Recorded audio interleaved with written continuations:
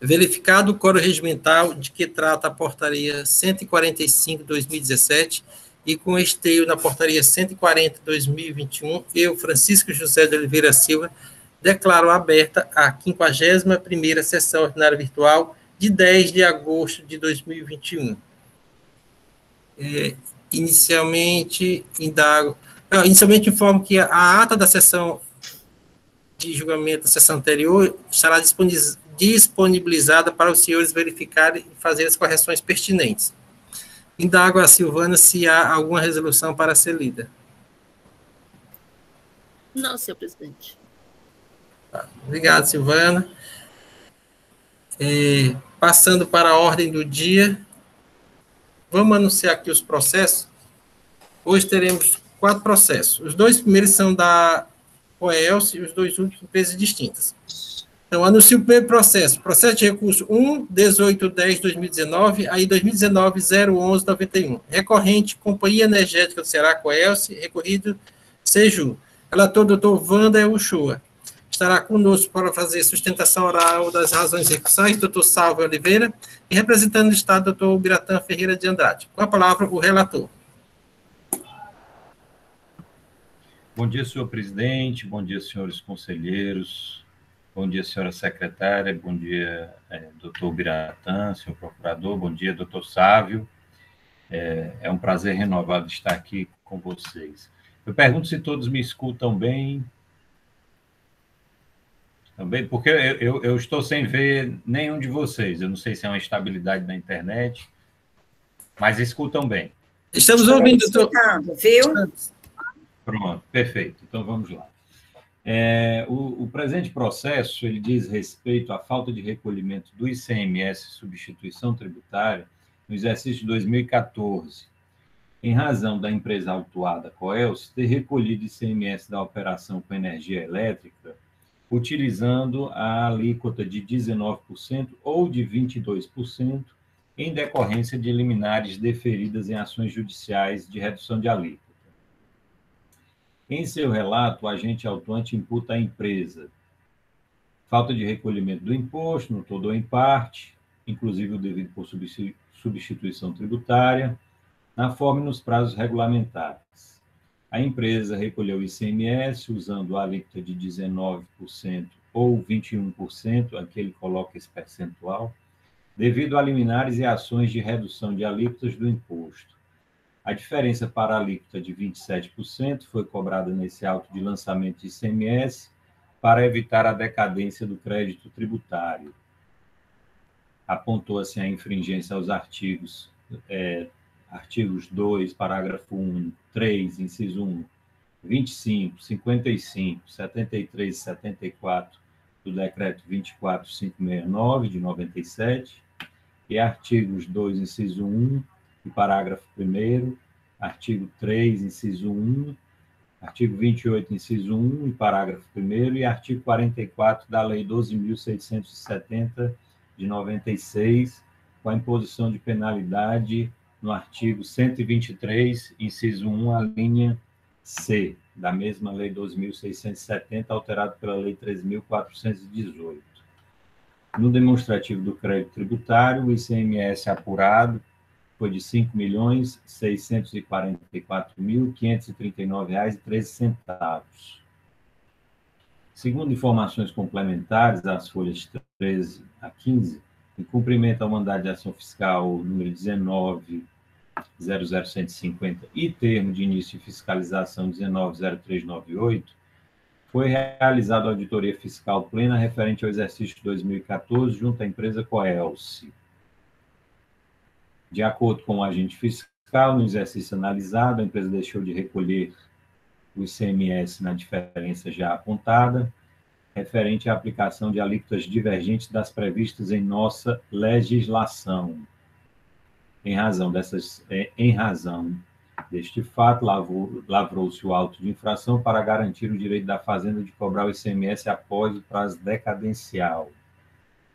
O agente fiscal identificou, a partir do exame dos arquivos magnéticos do convênio ICMS 115 de 2003, referentes ao exercício de 2014, a aplicação de alíquotas de 19% e de 22% nas faturas de energia elétrica para consumidores. A partir daí, foi enviado à autuada a base de dados usada para a lavratura do presente auto, ou seja, a relação dos consumidores tributados com as alíquotas de 19% e 22%, para que a mesma apresentasse os respectivos processos judiciais. Em resposta, a Coelce apresentou relação com os números dos processos e as datas da implantação das ações judiciais, apresentando ainda cópias dos processos digitalizados, os quais justificariam a aplicação das alíquotas de 19% e 22% pela concessionária.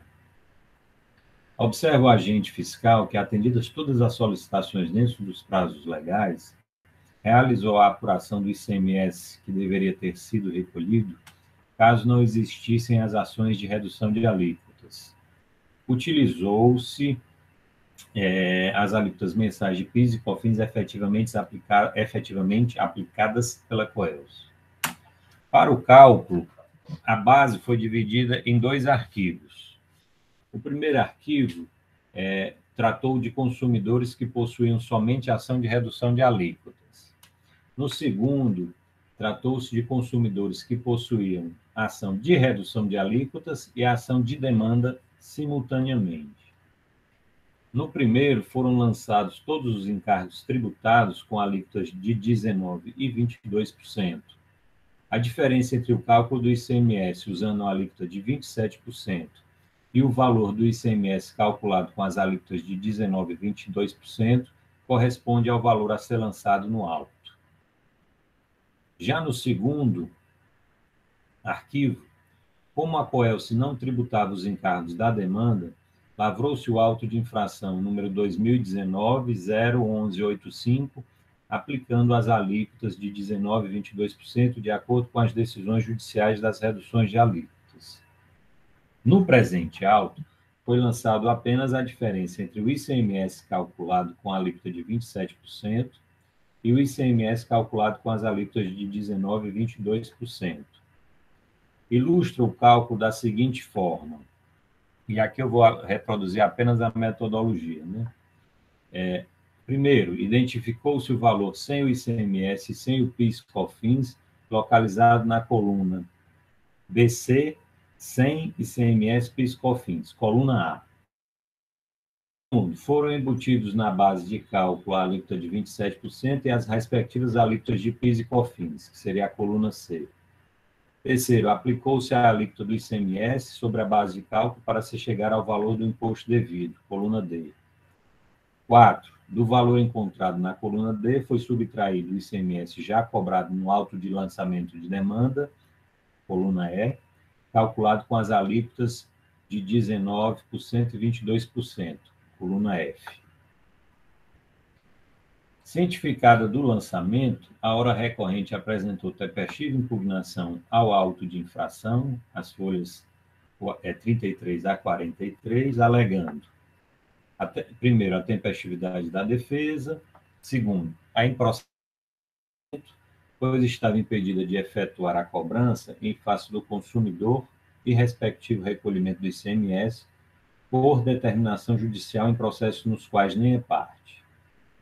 Terceiro, que o Estado do Ceará, nos processos judiciais ou nas eventuais execuções deles decorrentes, deve cobrar o ICMS devido dos autores consumidores de energia elétrica. Quarto, vem observando e aplicando uma alíquota vigente de 27%, ou seja, 25% acrescidos do adicional de 2% destinado ao FECOP, do ICMS, nas faturas dos seus clientes, exceto quando do recebimento de ordem judicial que lhe determine a aplicação de alíquota mais baixa. E quinto, por fim, requer a suspensão do presente processo até julgamento do recurso extraordinário número 714.139, de Santa Catarina, pelo Pleno do Supremo Tribunal Federal, em repercussão geral. O julgador de primeira instância decidiu pela procedência da acusação fiscal. Discordando da decisão de primeira instância, a empresa apresentou, nos termos da nossa legislação processual, recurso ordinário, que repousa as folhas 104 a 115, repisando as alegações feitas na impugnação e acrescentando o pedido de que, caso os consumidores, contribuintes de fato, saiam vencedores nos aludidos processos judiciais, seja o presente auto de infração cancelado. E, caso percam, seja também o presente auto de infração cancelado e os valores autuados cobrados dos consumidores, contribuintes de fato, nas respectivas ações judiciais. E, por fim, requer prova pericial e sustentação oral de suas razões.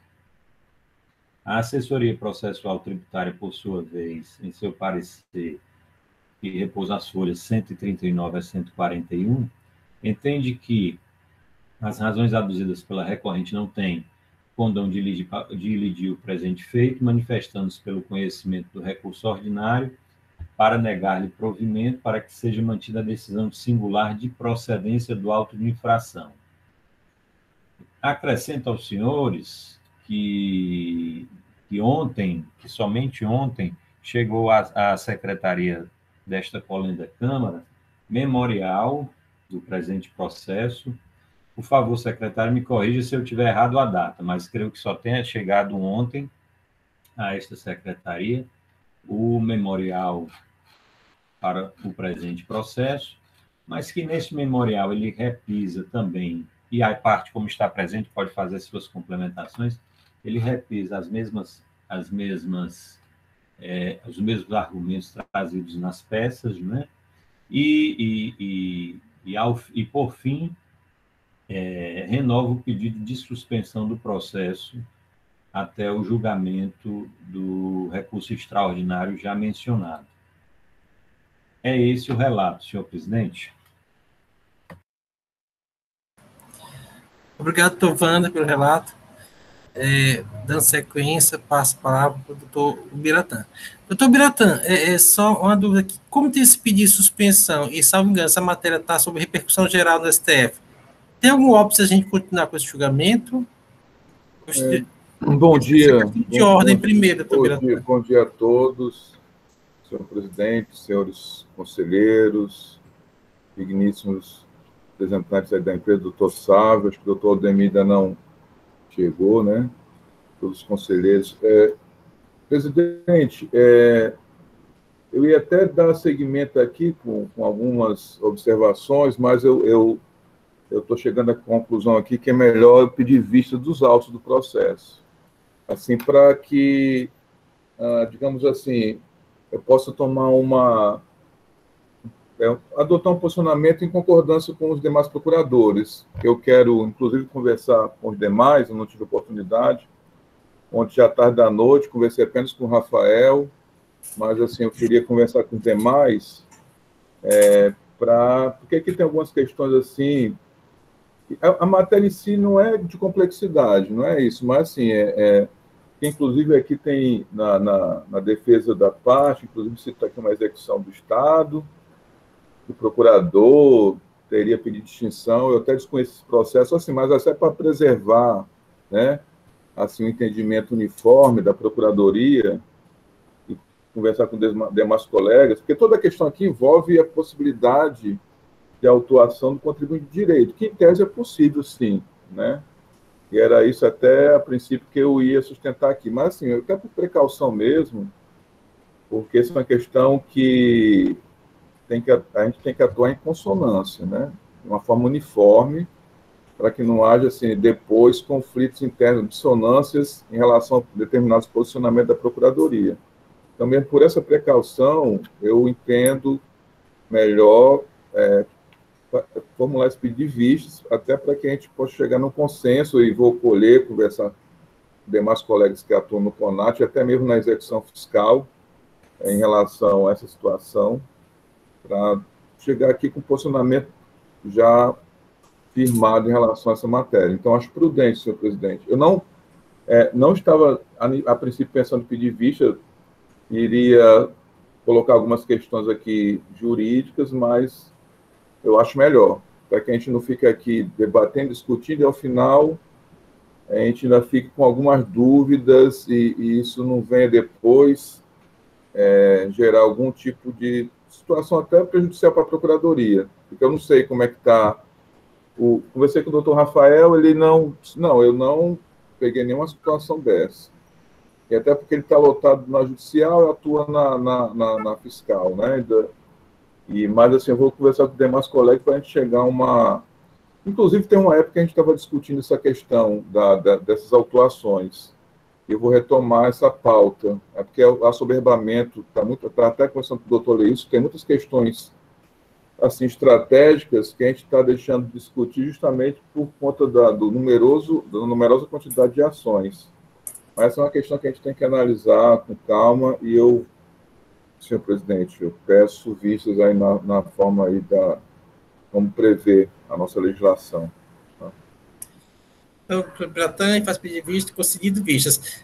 E também é bom porque tem outras matérias, outros autos também sobre a mesma matéria, depois desse estudo, que é só questão de direito, né? Se é essencialidade e a questão do alíquota. Se for considerado essencial, tem essa alíquota reduzida como os demais. Não, porque na verdade essa questão ela está sob repercussão geral. Essa questão da seletividade, né? Até os tribunais aqui, eles estão julgando a favor do Estado, né? O Tribunal de Justiça tem um entendimento favorável ao Estado, entendendo que o judiciário não pode se excluir nessa questão, não tem esse poder, seria uma afronta à capacidade do ente tributante de atribuir a alíquota que ele entende correta, até porque a Constituição ela não impôs, ela apenas facultou ao legislador, ela deu uma orientação, mas não há uma imposição. Enfim, então essas decisões têm sido julgadas favoráveis, mas a gente nunca sabe o que pode ocorrer no âmbito do Supremo, né? É sempre uma incógnita. E essa questão realmente está sob repercussão geral. Agora a gente vê aqui, antes de tudo, que o auto foi lavrado até para evitar a decadência. Então, assim, o que o fisco aqui fez não foi no sentido de querer prejudicar a Coelce, sabendo que a situação está sob repercussão geral, mas não, é para evitar a decadência, porque a gente sabe que se nenhuma atitude for tomada em relação a esse aspecto, depois, mesmo que o fisco venha ganhar, fica impedido de cobrar. Então, foi por isso que a auditoria fiscal entendeu para fazer essa atuação. Viu? Ok, obrigado, Bratan. Concedido vistas.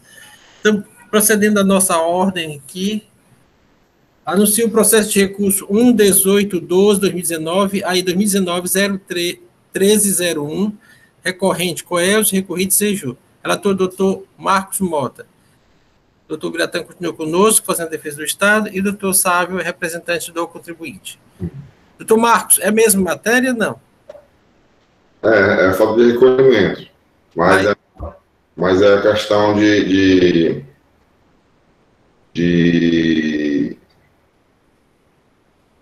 os consumidores da classe residencial com consumo acima de 140 kW. Tá certo, pronto, é outra matéria. Com a palavra, doutor Marcos Mota. Inicialmente, renovar o bom dia a todos. Silvana, conselheiros, doutor Biratã, doutor Sávio. Este auto trata de falta de recolhimento do imposto, no todo ou em parte, inclusive devido por substituição tributária, na forma e nos prazos regulamentares. A empresa acima qualificada, em 2014, deixou de recolher ICMS nas operações de fornecimento de energia elétrica para consumidores da classe residencial com consumo acima de 140 kW, sem previsão legal, motivo do presente auto de infração. De janeiro de 2014 a dezembro de 2014, o valor principal de R$ 333.737,38 e multa de igual valor. Nas informações complementares, ele explica que a ação fiscal foi em cumprimento ao mandado de ação fiscal número 2019-00-150 e termo de início de fiscalização 2019-00398, foi realizada uma auditoria fiscal plena na empresa Coelce, referente ao exercício 2014, quando se detectou que a Coelce forneceu energia elétrica a consumidores enquadrados na classe de consumo residencial com consumo acima de 140 kW. Ora, sem a respectiva tributação do ICMS, razão pela qual se lavra o presente auto de infração com base e fatos a seguir relatados. Ou seja, né, ele deu o subsídio a essa classe de consumo que não tinha e não cobrou o ICMS. Na sua impugnação passivo, alega preliminarmente o pagamento parcial deste auto de infração através do DAI 2019 050016 428 30 em 8 de 2019. E no mérito afirma que deixou de recolher o ICMS referente à classe de consumo acima de 140 kW, porque os mesmos são enquadrados na categoria de classe produtor rural, ostentando a não incidência ou isenção de ICMS na operação de fornecimento de energia elétrica nos termos do artigo 4º, 9b da Lei 12.670/96, e em sede dos pedidos pugna pedido de perícia e pela total improcedência do feito fiscal. Ou seja, o processo ele vai girar em torno disso, dessa classe de produtor rural. Vamos discutir se é ou se não é.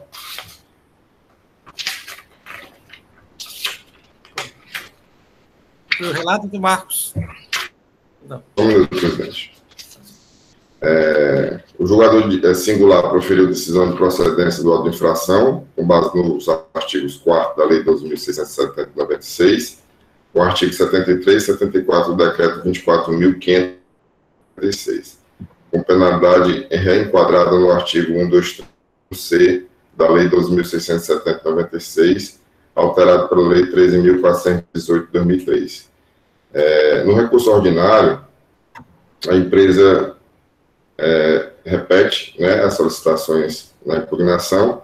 Resumidamente, no que se refere à parte não litigiosa, a expedição imediata de guia, tão e somente o valor de R$ 18.312,92, expressamente declarado como devido, referente às unidades consumidoras enquadradas na classe residencial.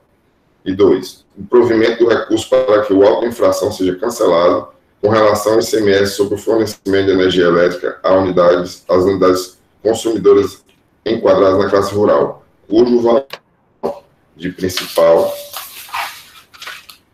faz um montante de R$ 315.424,46, em face da não incidência ou isenção prevista no artigo 4º, 11b da Lei 12.670/96. Requer também a perícia para caso seja apresentado os quesitos.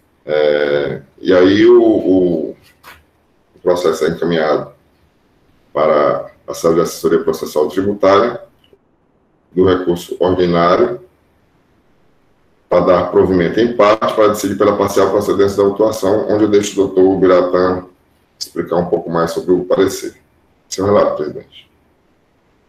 Obrigado, doutor Marcos. Dando seguimento ao processo, com a palavra do doutor Biratã Ferreira de Andrade. Bom, renovando aqui meu cumprimento a todos, a autuação aqui envolve essa questão dos contribuintes que não estariam relacionados entre os contribuintes da classe residencial de baixo consumo, né? Então, aí nós temos a acusação fiscal, que é de que a empresa deixou de recolher ICMS nas operações de fornecimento de energia elétrica para consumidores da classe residencial com consumo acima de 140 kW, sem previsão legal. Então, assim, o que eu observei é que no auto de infração, pelo menos pela leitura que eu fiz, ele sempre tem como norte o fato de que esse ICMS não foi recolhido em relação a consumidores que não estariam incluídos nessa classe.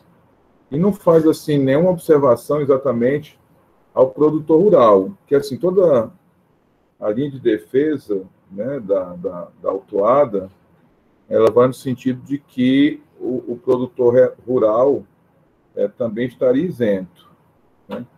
E assim, e aí eu gostaria até de verificar com mais calma, até do relator, dos demais colegas também, porque assim, na verdade, tudo que foi aqui extraído, a autuação, isso aí inclusive consta aqui do parecer, a linha de raciocínio do parecer, a própria agente autuante fala muito no fato de que essas informações foram extraídas da própria empresa, ou seja, nós trabalhamos com informações da própria empresa. Então, assim, eu não sei se quando do fornecimento de dados, da escrituração e tudo mais, isso ficou devidamente esclarecido. Então, assim, quando eu fui fazer a leitura desse processo, eu confesso a vocês que eu tive algumas dúvidas. Como se deu essa classificação no sentido assim, como é que foi que a empresa colocou lá? Que até na própria defesa, e até gostaria de esclarecimento do doutor Sávio, não está muito claro. Porque a própria empresa disse assim, não, mas é porque não existia uma definição legal, né? Não existia uma definição legal à época, o decreto veio regulamentar já em 2018, até 2014 a gente não tinha um parâmetro para entender exatamente o que era produtor rural, então nós utilizamos uma classificação lá, nossa, baseado em tarifas. Mas também não na defesa, no recurso, ela não identifica que forma foi essa. Eu até analisei isso, não. Eu quero aqui analisar a tese da defesa, né, para identificar que parâmetro é esse. Por que essa classificação? Ela disse, não, que tinha uma classificação lá, baseada nas tarifas e tudo mais, mas não trouxe assim de uma forma substancial. Por quê? Qual foi? Está entendendo? Então, assim, não ficou muito claro. Ao mesmo tempo, eu me lembro que essa questão, acho que até em outra composição, já faz um certo tempo, houve uma discussão dessa natureza, né? E naquela época, vários critérios foram utilizados, várias argumentações, mas já faz um bom tempo.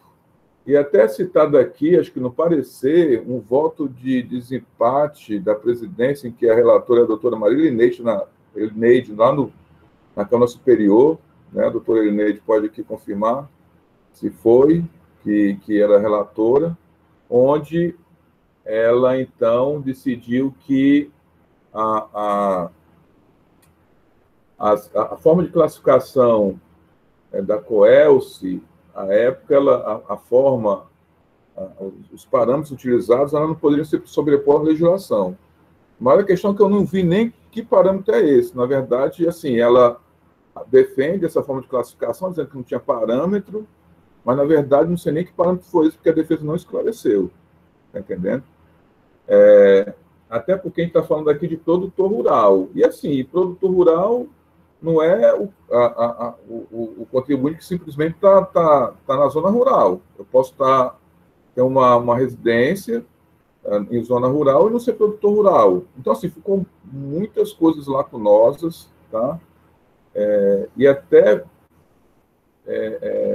para serem solucionadas. O parecer, na verdade, ele aborda a questão da legalidade, né? Fala que, no caso, no artigo 4º, né?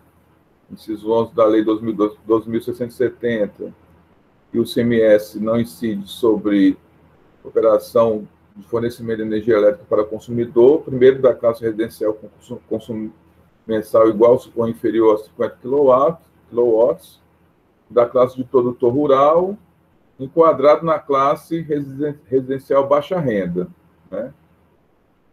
E aí fala que a isenção é uma norma que tem que ser interpretada de forma restritiva, literal, né? E que essas informações, ou melhor, a autuação foi embasada na informações fornecidas pela própria empresa. É por isso que eu fiquei com essa dificuldade. Que informações foram essas? Então, na época, ela não identificou a questão do produtor rural, ou identificou utilizando alguns critérios, alguns parâmetros, né? E aí, mais adiante, parece que também fala no artigo 92, inciso 4, a linha aí, combinado com o artigo 99.3 do decreto 24.569, onde se encontra uma definição de produtor rural, que é a pessoa natural de direito privado que se dedica à produção agrícola, animal extrativa, em estado natural ou beneficiamento primário. E, portanto, esse é o conceito para efeito tributário e não utilizado pela ANEEL. Então, assim, eu não sei, assim, pela defesa da Coelce, não ficou claro qual foi o critério. Ela disse, nós utilizamos, não tínhamos parâmetros legais, utilizamos alguns critérios baseados nas tarifas, mas não identificou que critério foi esse. Está entendendo? Então, até gostaria de ouvir aqui a defesa para explicitar melhor essa questão, que, a meu ver, não ficou claro no recurso. Tá? Então, assim, nesse momento... alô? Do presidente? Estou aqui, caiu, teve uma quedazinha em conexão, tudo bem. Ok. Mas, Vossa Excelência estava acompanhando aqui o relato? Sim, acompanhei, foi só agora, só um pouquinho que caiu tá. aqui. A internet hoje está meio instável para todo mundo. Uhum. Desculpa. Pois então assim, eu realmente fiquei... eu sei que, assim, a princípio, falando aqui em tese, realmente não é a Companhia de Energia Elétrica que pode estabelecer esses parâmetros. Esses parâmetros são parâmetros legais. Quanto a isso, não há dúvida. Tá? Eu só queria entender melhor a autuação sob o ponto de vista do que ela forneceu lá, qual foi a informação colhida e qual foi o parâmetro utilizado pela empresa, que não ficou claro no recurso. Está entendendo? Então, assim, nesse primeiro momento, realmente não procede a autuação, ou melhor, não procede a alegação da empresa com base no que eu pude perceber, mas, assim, eu queria até mais detalhes, e até talvez até a doutora Elineide, que teria sido relatora, acho que é isso, não é, doutora Elineide? A senhora que foi relatora em um desses processos na Câmara Superior? Doutor Biratã, não lembro, não. Enquanto o senhor falava aqui, eu estou procurando, porque, assim, eu acho que olhando está aqui, conselheira, está que essa matéria foi discutida pela Câmara Superior. Pois é, mas é porque às vezes são tantos processos não, pois é, isso acontece comigo mas também. Eu vou procurar. Enquanto não se acanhe, porque também isso é muito comum acontecer comigo eu estou me empreendendo mais a questão da autuação, aí eu estou vendo aqui... tem muitos aspectos aqui, como estou dizendo assim, porque o parecer ele foi um pouco genérico, a defesa também, então, assim, aí a gente quer colher um pouco mais com mais profundidade, e ele fica com essa dificuldade. Pronto, tá? Eu estou fazendo aqui um levantamento e falo já. Então, assim, em linhas gerais, o que a gente observa aqui? Que a empresa não teria realmente atendido a classificação, ou melhor, a norma legal. Mas, assim, eu queria ouvir melhor a empresa, como foi que ela fez a classificação. Está entendendo? Por quê? Porque ela não justifica, não explicita. Está entendendo? Então, assim, por hora, são as considerações, senhor presidente, senhores conselheiros.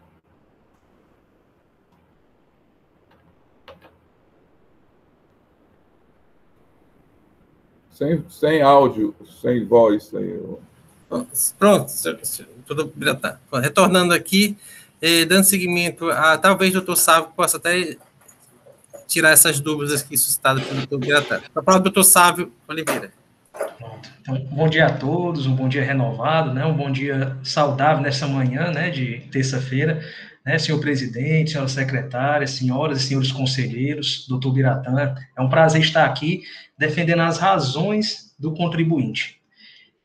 Os que já nos conhecem, né, que nos acompanham nessas sustentações orais, já realizadas no CONAT, já quase uma década, sabe que nós gostamos muito da literatura do professor Miguel Reale. O professor Miguel Reale, ele é muito conhecido internacionalmente por sua teoria tridimensional do direito.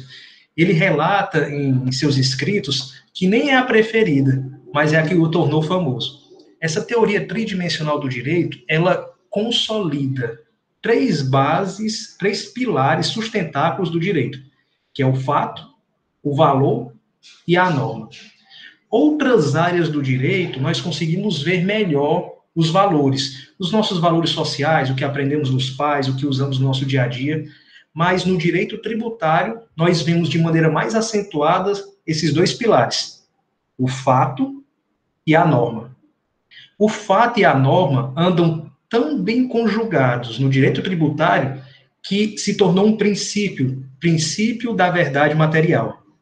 não importa o que está escrito, não importa o que se alega, o que se importa é a verdade material, que se pode comprovar de uma maneira fática, e ela se harmoniza de maneira adequada com as normas.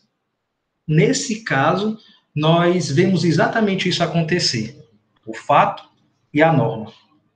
A norma. Mas antes de adentrar nessa discussão do mérito, queria só trazer a atenção aos senhores conselheiros e até uma razão de dúvida também. O contribuinte, ele reconhece a parcial, que é parcial, a sua relação à cobrança do auto de infração. Existem algumas classes que elas são comerciais, do poder público, residencial e serviço público. O contribuinte entende devido o valor de R$ 18.312,92. E ele deseja pagar. Ele apresentou isso em sua impugnação. Né? Pediu até que o julgador de primeira instância já destacasse a possibilidade de fazer esse recolhimento, mas até agora não foi possível. Como é que se realiza esse pagamento? É o julgador que autoriza no site a emissão desse DAI parcial? É o contribuinte que tem que procurar a Cefaz e a emissão parcial, porque quando se vai no sistema, só é possível emitir o valor integral da autuação. E o valor integral da autuação não é o exigido nesse momento. Então, a gente queria esse primeiro momento preambular, já solicitar dos senhores, né, se é esta Câmara que ela define isso, se pagamento parcial, ou é a CATRE, como é realizado esse procedimento. Ato contínuo, adentrando ao mérito. Ficou muito claro que existe uma dúvida, até mesmo para com o autuante.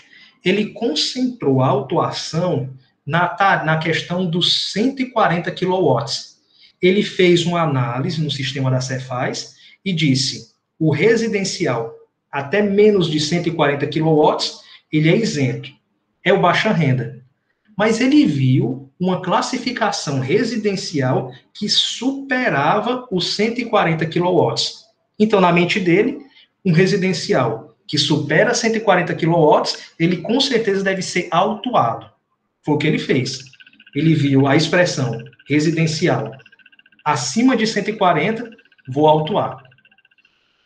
Entretanto, existe uma grande matéria de confronto. O contribuinte traz a atenção que aquelas unidades consumidoras autuadas eram consumidores, eram residencial rural. Mas como se explica isso? Residencial e rural. Antes do decreto de 2018, esse decreto de 2018, que ele vem explicitar, analisar, definir, como nunca tinha feito antes o Estado do Ceará, o decreto 32847 de 2018. Antes dele, não havia uma definição específica pelo Estado do Ceará o que seria a classe rural. Essa definição, ela é dada no âmbito regulatório, autorizado por lei, inclusive desde 1996. A legislação é a Lei 12.670 de 96, lá no artigo 4º, o inciso 11, a linha A. Ele trazia essa definição genérica do que talvez fosse o produtor rural. Entretanto, não havia uma especificidade, algo extremamente específico para categorizar o que era produtor rural. Mas a legislação regulatória, sim. E para a COELSE, a questão regulatória não é uma mera liberalidade, ela é obrigada a seguir.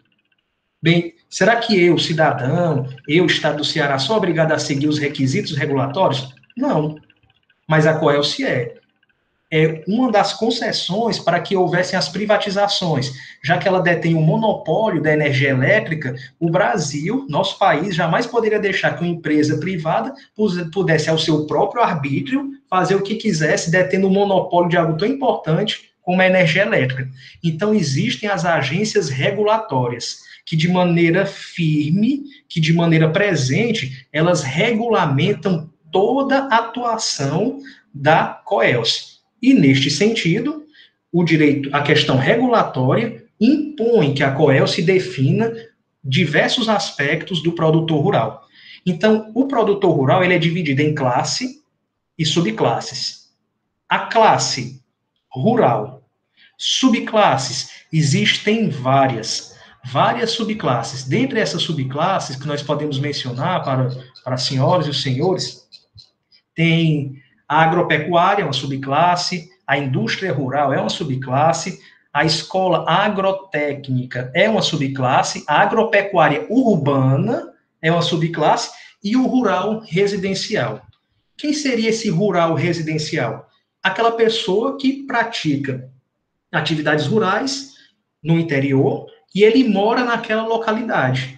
A casa dele, embora talvez não seja o local onde ele pratica a sua atividade rural, mas pela proximidade do campo, das atividades, ele jamais poderia vir morar na cidade e trabalhar no campo para o produtor rural, da base, do paupérrimo, por assim dizer, que vive da terra, daquilo que ele produz, seria por demais dispendioso que ele morasse na cidade e viesse ao interior para trabalhar. Será que quando ele chegasse lá, suas coisinhas, seus materiais, estariam lá? Bem, por afinidade laboral, ele mora próximo de suas atividades. Então, desde os idos de 1996, foram feitos diversos cadastros com base no que determina a legislação regulatória para definir a questão rural. Então, a classe rural, em suas diversas subclasses, foram armazenadas, abastecidas no sistema da COELS. Mesmo antes de ser Enel, como todos conhecemos agora, mas na época da COELS antiga e tudo mais, foram abastecidas. Este sistema, ele foi trazido desde a época da impugnação em um documento 3. E o contribuinte, ele trouxe novamente uns prints do sistema, da tela que está nos memoriais que Silvana enviou para vocês. Nesses prints é possível ver a categorização dentro do sistema da COELS, amparada e fiscalizada pelo sistema regulatório. Se nós observarmos, existe na tarifa 93, classe /sub C, que é 04, classe rural, e 10, rural residencial. Agora, conseguiram observar como existe uma complexidade na categorização? Existe uma complexidade exigida pelo sistema regulatório, mas a fiscalização, ao que tudo indica, pelo menos pelos autos que chegaram até nós, nos causando dúvida.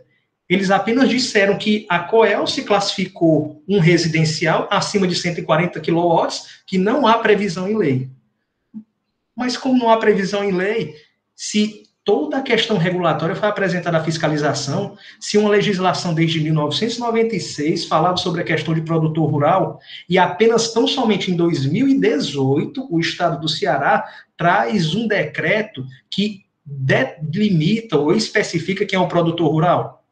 Mas em 2018, não é a época do fato gerador. O fato gerador ocorreu em 2014. E em 2014, nós tínhamos tão somente a explicitação do direito regulatório, com base em cadastros que já foram feitos muito anteriormente a isso.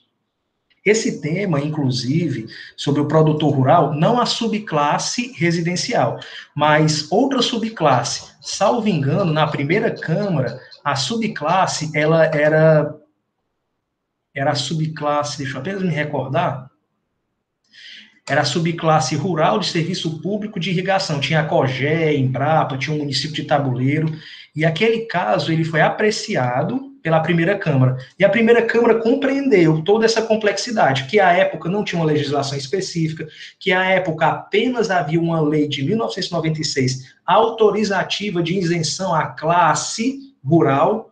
Então, naquela época, a primeira Câmara, por unanimidade, ela tornou improcedente essa autuação fiscal. O auto de infração, ele é o 2014-03616.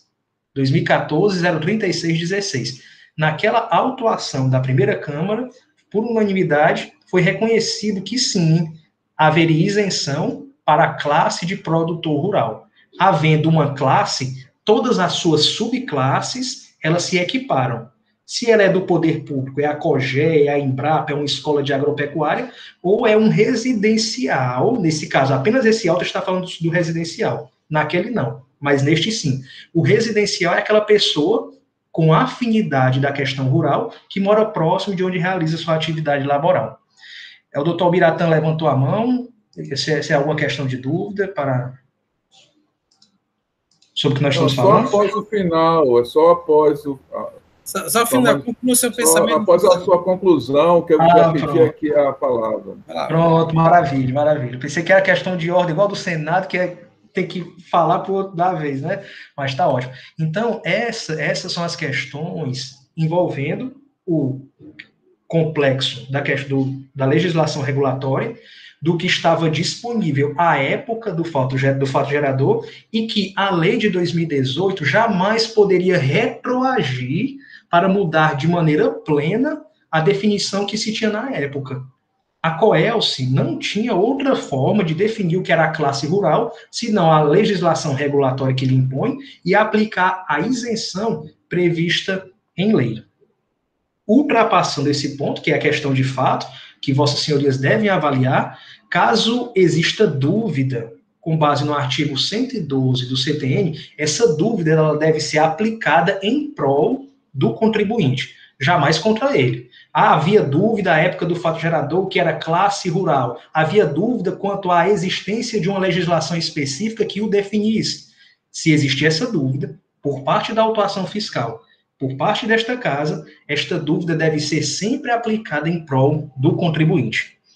Com respeito à multa, aí existe uma multa que ela é deveras muito mais benéfica ao contribuinte e ela não foi aplicada. A multa que foi aplicada foi a multa escorchante de 100% do valor do imposto. E ela, existe uma previsão na legislação, né, que é a linha D do artigo 123.1 da Lei 12.670, que na questão da falta de recolhimento, se foi pago na forma e nos prazos regulamentares e se tiver tudo escriturado, deve ser diminuído para 50%. A COELSE, ela sempre escritura as suas operações, inclusive ela é obrigada, na lei, pelo Estado do Ceará, a realizar isso. Ela faz isso através do DA-ICMS. É através desse DA-ICMS que as incontáveis autuações fiscais são realizadas na COELSE. E até nos impressiona se está tudo escriturado, se foi apresentado o DA-ICMS à disposição da fiscalização, porque se aplica a multa de 100%, quando, na verdade, a multa mais benéfica ao contribuinte é a de 50% e não a de 100%. Então, outro aspecto também que nós trazemos a atenção é a questão da decadência, né? Decadência com respeito a tão somente o mês de janeiro de 2014. Aí, por hora, senhor presidente, essas são as razões do contribuinte, nos colocando inteiramente à disposição para qualquer esclarecimento de fato. Obrigado, doutor Sávio. Tendo em vista o pedido está pelo doutor Biratã, para o doutor Biratã. Aí o bebezinho aí tá danado, não sei de quem é.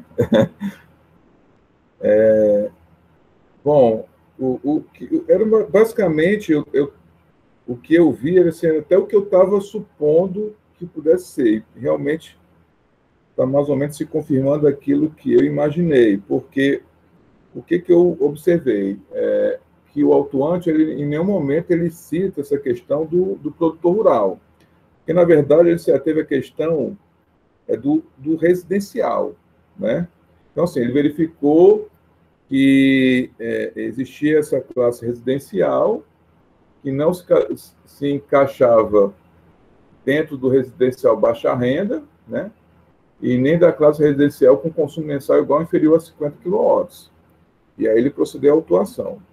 E aí, o que eu vejo aí, eu destaco na manifestação da parte, é que a gente tem que verificar que não se trata a lei, embora, digamos, a regulamentação tivesse vindo a posteriori, discriminando mais a miúde o que seria o produtor rural. Mas, de antemão, você não pode...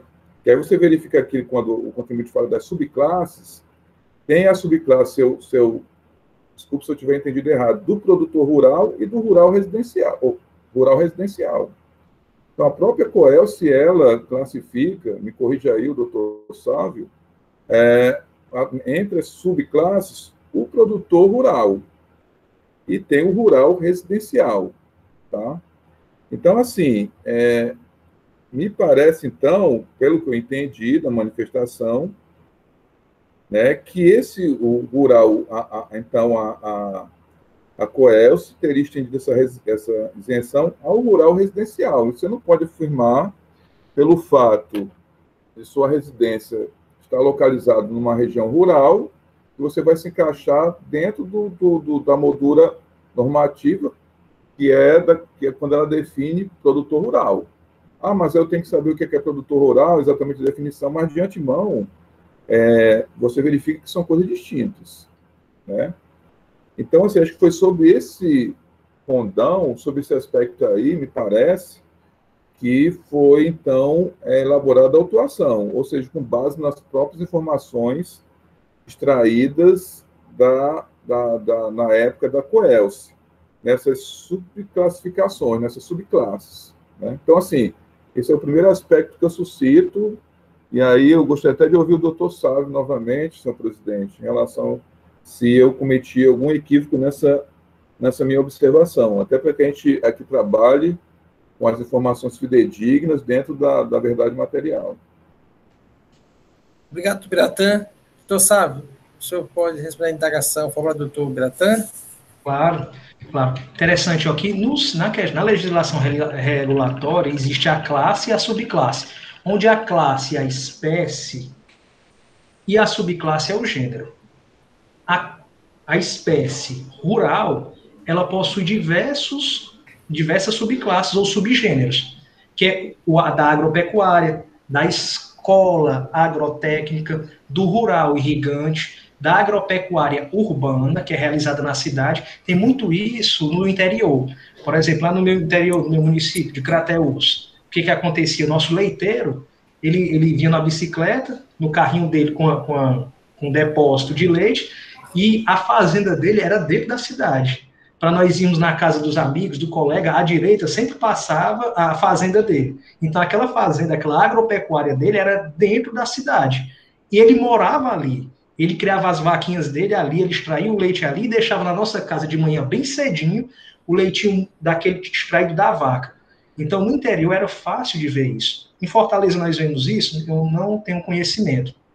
Mas no interior acontece bastante. Inclusive, nas provas documentais que o contribuinte traz, muitas delas são de interiores, com raiz agropecuária. E aquele residencial está localizado lá. Então, note, a subclasse, com base na classe rural. Rural é gênero. Todo mundo é rural? Bem, sim.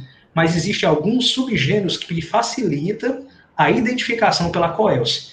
A coletividade rural, a escola agropecuária ou de irrigação, ela é tão rural quanto aquele residencial rural.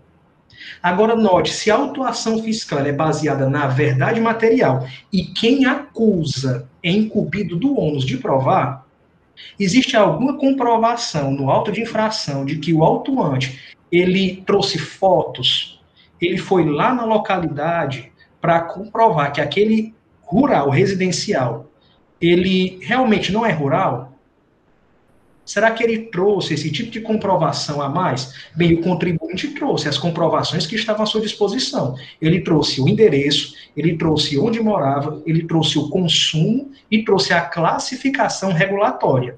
Rural, 04, e 10, subclasse residencial. E colacionou diversos prints que vossas senhorias podem olhar. Inclusive, para facilitar a identificação, o contribuinte trouxe novamente no memorial que está à disposição de vossas senhorias.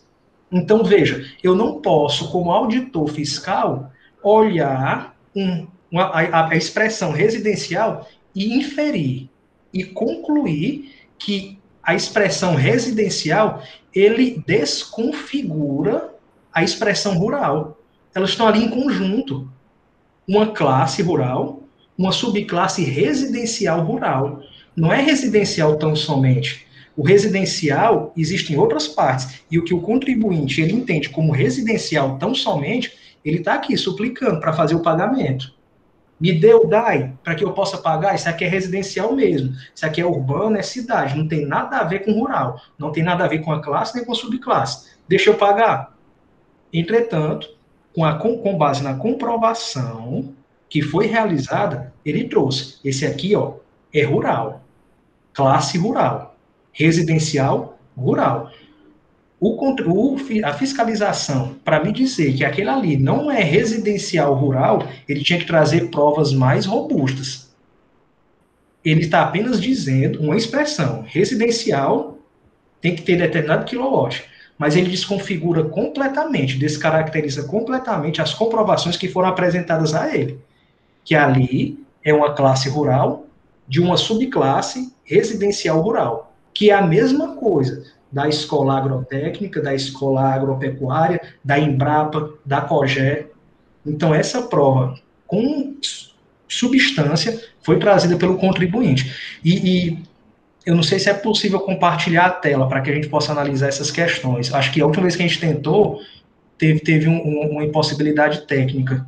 Mas se não tiverem acesso, né, Vossas Senhorias, ao memorial que traz essas questões, nós poderíamos compartilhar a tela para poder fazer essas identificações. Por hora é isso, senhor presidente. Obrigado, doutor Sávio. Todos os conselheiros receberam os memoriais, doutor Sávio, tá certo? Eles puderam verificar. Doutor Biratã pediu a palavra novamente. Presidente, até para poder contribuir aqui e finalizar, até para os conselheiros também possam se manifestar, mas bem breve, até porque a gente quer chegar aqui ao esclarecimento da verdade, né? Então, assim, o que eu entendo aqui, doutor Sávio, é que me parece que a empresa está querendo incluir o rural como um todo, quando a legislação fala do produtor rural. Então, assim, nesse sentido, eu observo que o auditor se prevaleceu da própria informação fornecida na época pela Coelce, que classificava determinados contribuintes como residenciais rurais, digamos assim. Então, assim, dentro desse critério, então, assim, ninguém está aqui dizendo que não está dentro da classe do rural, como Vossa Excelência acabou de colocar, mas que o residencial rural não é a mesma coisa que o produtor rural. Então, era só essa observação para a gente... Era só essa observação que eu tinha a fazer, porque a legislação ela fala de isenção para o produtor rural. Então, eu não posso estender, fazer uma ampliação, até porque as normas de isenção elas têm que ser literais, interpretadas de forma restritiva, ao residencial rural. Então, assim, foi informação fornecida pela própria distribuidora de energia. Então, assim, por isso que eu disse que pelo que eu percebi, o auditor se valeu das informações trazidas pela empresa autuada. Obrigado, presidente. Obrigado, doutor Biratã. Senhores, todos, a PGE já colocou os argumentos dela, o doutor Sávio também já colocou os argumentos da defesa, defender da defesa quanto à improcedência do processo. A palavra está para os senhores conselheiros. Doutor Leís pediu a palavra, depois doutor Elineide. A sequência é esta, certo? Doutor Leís havia pedido, depois doutor Elineide. A palavra doutor Leís. Presidente, eu ia começar minhas palavras e já utilizo a parte final colocada pelo doutor Biratã. Porque, veja bem, o que nós estamos discutindo aqui não é se trata daquele imóvel que consumiu determinada energia, se ele está situado no meio rural para poder gozar da não incidência do imposto. Efetivamente, se olharmos a legislação, ela tem, para não incidência do imposto, ela tipifica 3 possibilidades. Primeiro, é a classe residencial com consumo mensal igual ou inferior a 50 kWh. Aí, tanto faz estar no meio urbano como estar no meio rural. Se é uma classe residencial, se é uma residência que está sediada no meio rural ou no meio urbano e consumiu valores mensais iguais ou inferiores a 50 kW, pouco importa saber onde é que está sediado esse estabelecimento consumidor, se no seio rural ou no seio urbano. Aí pouco importa. Vou pular o B para falar para o final. Vamos para o C. Enquadrado na classe residencial baixa renda, com consumo mensal de 51 a 140 kWh, na forma e condições definidas pelo órgão federal regulador das operações com energia elétrica. Então, o órgão federal verifica se aquele consumidor, se ele é beneficiado por algum programa assistencial do governo. Bolsa Família é um exemplo muito claro. Então, também não interessa saber se esse imóvel está sediado no meio rural e no meio urbano. Veja que hoje, pelo menos os estados do Nordeste, eu não sei os estados do Sul e do Sudeste, a área rural é basicamente caracterizada por pessoas que vivem da aposentadoria do INSS. Majoritariamente, as pessoas que são sediadas no meio rural dependem, quiçá, eminentemente, 100% do valor da aposentadoria. Alguns têm algum tipo de complementação, mas a grande maioria vive às custas da aposentadoria.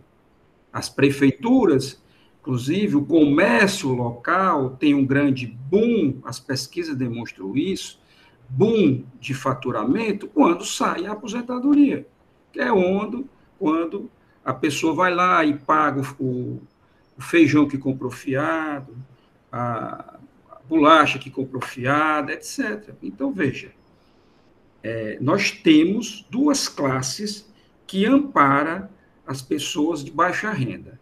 Primeiro que amparam a não incidência do ICMS. Primeiro é a classe residencial, com consumo mensal igual ou inferior a 50 kWh. Não me interessa se ele está dentro de algum programa social, também não me interessa onde ele esteja sediado, se no meio urbano ou no meio rural. O item C também vai na mesma onda, ou seja, no mesmo sentido. A diferença é que interessa saber aqui se ele é beneficiado por algum programa assistencial do governo, estadual ou federal. Tá? E aí ele tem que consumir de 151 a 140 kWh, e não interessa também se ele está situado no meio rural ou no meio urbano. Aí vem o item B, da classe do produtor rural. Bom, mas o que é produtor rural para a legislação tributária? Diferentemente do que disse o doutor Sávio, a definição de produtor rural, ela já vem desde o decreto 21.219/91, quiçá antes, quando era ICM. São definições absolutamente antigas, que diz que produtor rural é a pessoa natural, de direito privado, que se dedique à produção agrícola, animal ou extrativa em estado natural ou com beneficiamento primário.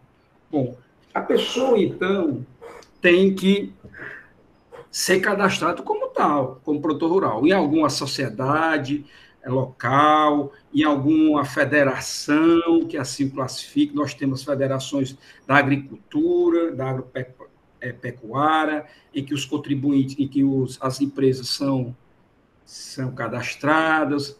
Nós temos se aqui fosse da pesca, teríamos as colônias de pesca, etc. Ou seja, há como aquela pessoa que está consumindo energia elétrica ter como comprovar se é produtor rural ou não. Se ele está dentro daqueles universos de consumo inferior a 50 kWh e consumo entre 51 a 140 kWh e é beneficiado por algum programa de governo federal, não interessa em saber se ele é produtor rural. É o que menos importa. O que mais importa aqui é saber que consome 140 kWh, se ele é produtor rural ou não. E aí, que consome além de 140 kWh, se ele é produtor rural ou não. E aí, o que é que a Coelce fez nos seus cadastros? Disse que essas empresas não eram produtores rurais. Ela deixou muito claro isso nos seus cadastros. Quem consumiu acima de 140 kWh, que é residente lá no meio rural, mas não é produtor rural. Porque se fosse produtor rural, a Coelce teria classificado ele como produtor rural e não teria cobrado imposto, obedecendo à não incidência do artigo 4º. O setor tributário, de tributação da Coelce tem absoluto conhecimento disso, porque lida com isso todo todo mês, vamos dizer todo mês, que é onde sai a fatura do ICMS, de há muito tempo. A Coelce trabalha com essas informações.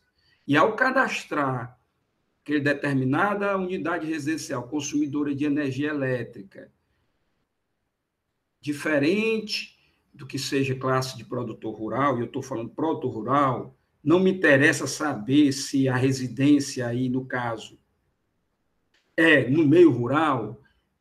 Residir no meio rural significa dizer que necessariamente que não é produtor rural.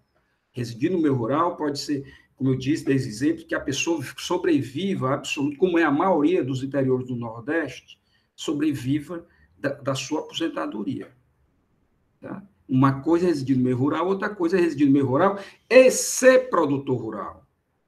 Então, a Coelce não cadastrou essa pessoa que residia no meio rural, que consumiu acima de 140 kWh, não cadastrou como produtor rural. Isso apenas que ele era residente lá. Então, pouco se trouxe aos autos também alguma caracterização de que esses 5.000 e poucos pessoas naturais que consumiram energia elétrica são produtoras rurais. O que é que o fisco fez? Verificou as informações trazidas pela própria Coelce. A Coelce está dizendo que essas pessoas não são produtores rurais. O fisco está dizendo que elas não moram no meio rural, não. O fisco está dizendo que elas moram no meio rural, mas não estão enquadradas como naquelas faixas de consumo, que não incidentes, e também não estão enquadradas como produtor rural. E isso está muito claro. Quem deu essa prova ao fisco é a própria Coelce. Então, me parece que foi assim também que decidiu a Câmara Superior. Embora que eu não estivesse presente nesse julgamento, mas há esse precedente lá na Câmara Superior, é essa discussão. Não basta apenas residir no meio rural para ser considerado produtor rural. Isso é muito pouco, ou quase nada, quando temos aqui uma realidade em que 95% talvez das pessoas que moram no interior do estado vivem de aposentadorias. Então, assim, me parece que os argumentos trazidos pela parte ainda não me fizeram mudar de opinião quanto a essa questão da procedência dessa autuação, seguindo aí o precedente da Câmara Superior. A discussão está centrada se é residente ou não é residente do meio rural, e não é essa a discussão, doutor Sávio. A discussão é saber se aquele residente no meio rural, ele era produtor rural ou não. Aquele residente do meio rural que consumiu além de 140 kWh. Porque se ele consumiu entre 51 e 140, não me interessa saber onde é que ele reside, se ele tem ajuda de programas sociais. E se ele consumiu até 50 kWh, também não me interessa saber onde ele reside. Isso aí é a residência, para efeito de classificação como produtor rural, ela é, por si só, insuficiente. Eram essas colocações, presidente. Obrigado, doutor Leils. Doutor Sávio, doutor Elenei tinha pedido a palavra, depois posso conceder ao senhor. Esse momento é um momento de debates dos conselheiros. Talvez o senhor possa fazer algum esclarecimento, mas vamos aguardar os conselheiros falarem primeiro, tá certo? Doutor Elenei, com a palavra. Obrigada, senhor presidente.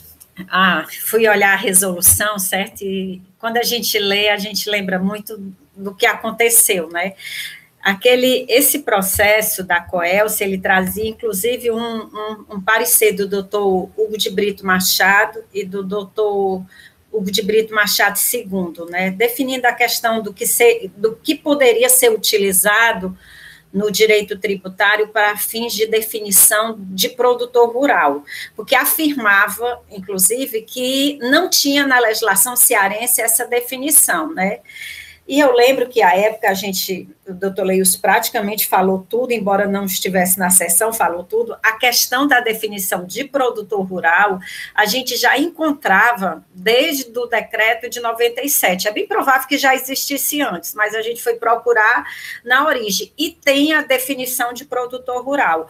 Hora nenhuma a gente questiona a aplicação da Enel com relação à questão das tarifas.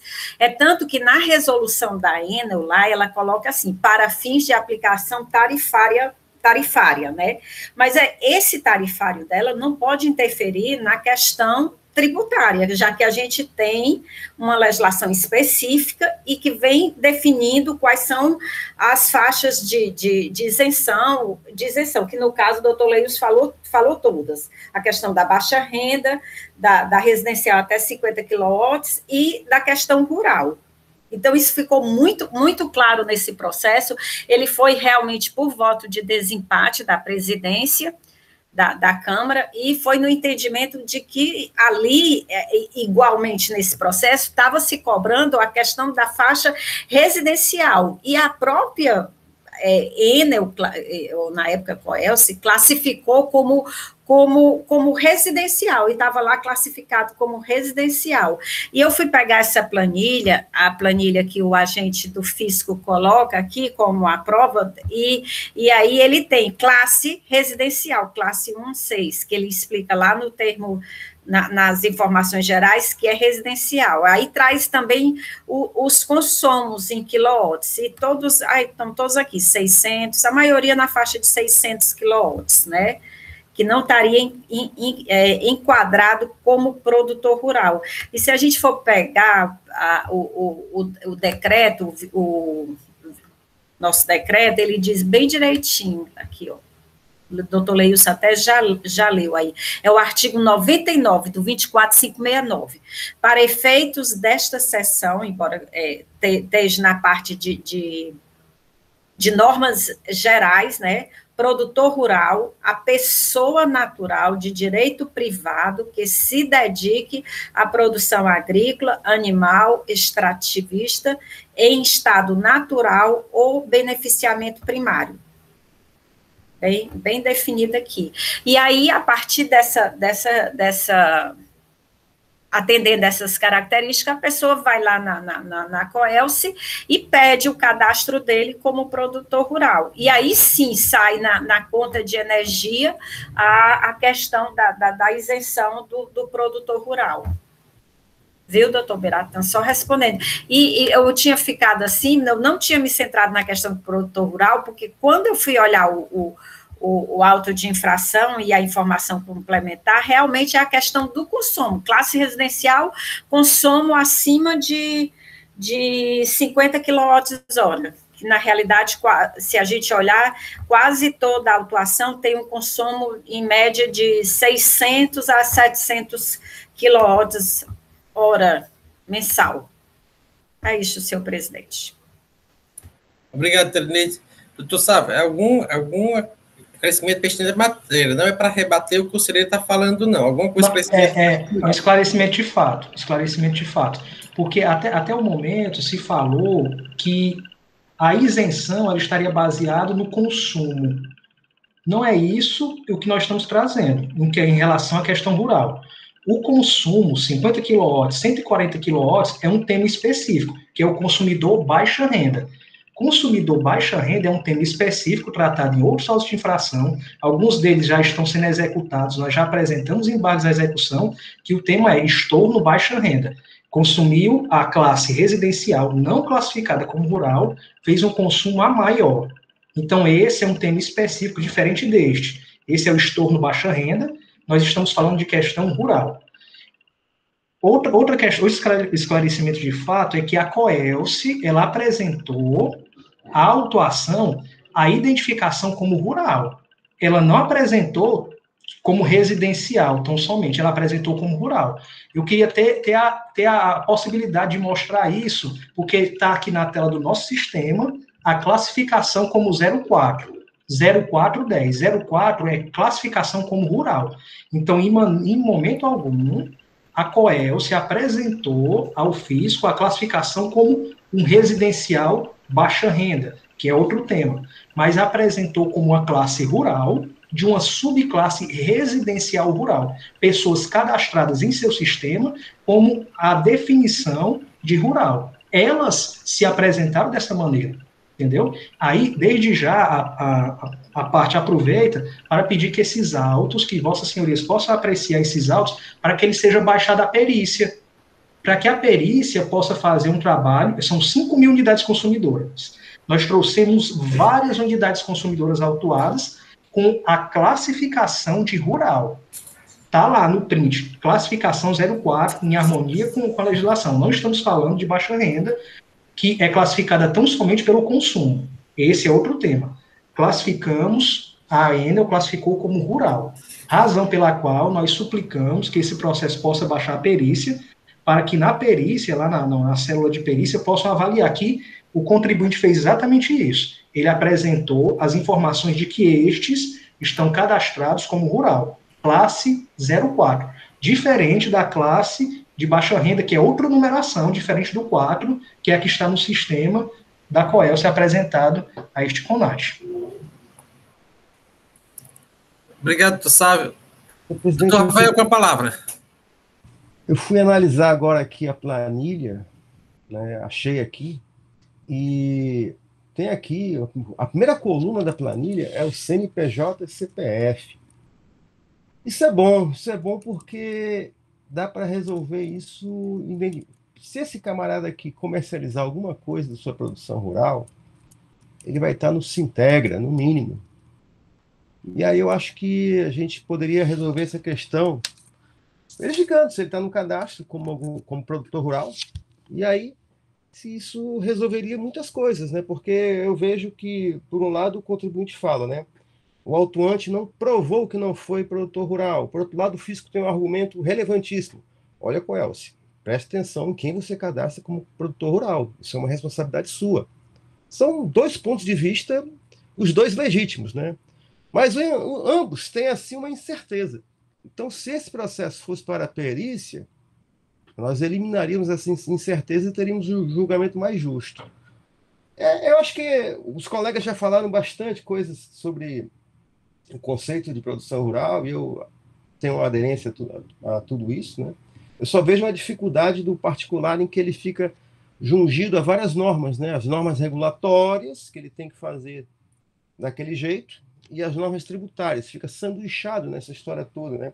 Mas eu acredito que toda essa incerteza se resolveria na perícia, que seria o quê? Verificar se os contribuintes listados aqui, se eles têm um KNAI de produção rural. Aí precisaria só identificar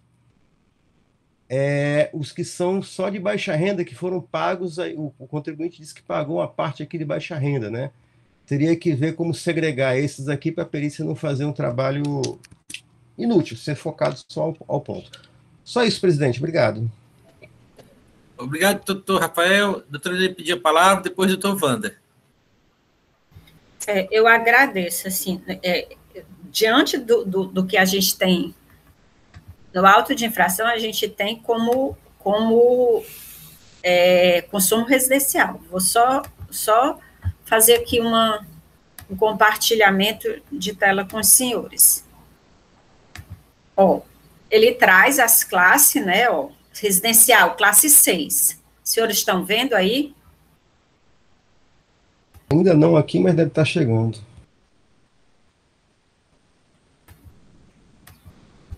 Peraí.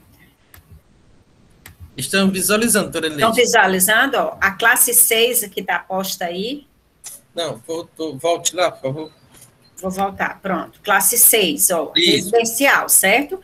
Vamos no trabalho do auditor fiscal. Aqui a planilha com base nos arquivos digitais da Enel do convênio, certo? Classe 6. Aqui nessa terceira coluna, aliás, na quarta, na D. Toda ela é residencial. Vou até o final da coluna. Então, assim, se houve algum equívoco por parte do agente, ele partiu de uma classificação da própria Coelce.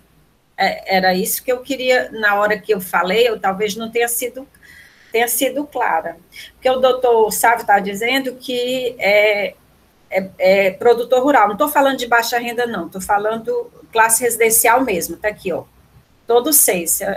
Porque a planilha é grande, não adianta eu ir até o final da planilha. Eu vou parar aqui o compartilhamento. Então, era só para demonstrar isso. Obrigado, doutora Neide. Doutor Wander, depois doutor Leilson, depois doutor Biratã. Vamos seguir essa sequência aqui. Depois, Senhor presidente, na realidade, a observação que eu gostaria de fazer é exatamente essa que a doutora Elineide já o fez, eu acompanhando a planilha aqui, é a coluna B, todos são CPFs, e na classe de residencial informados pelo próprio contribuinte. Era essa a observação, a doutora Elineide já de maneira relevante já o fez. Obrigado. Doutor Leilson.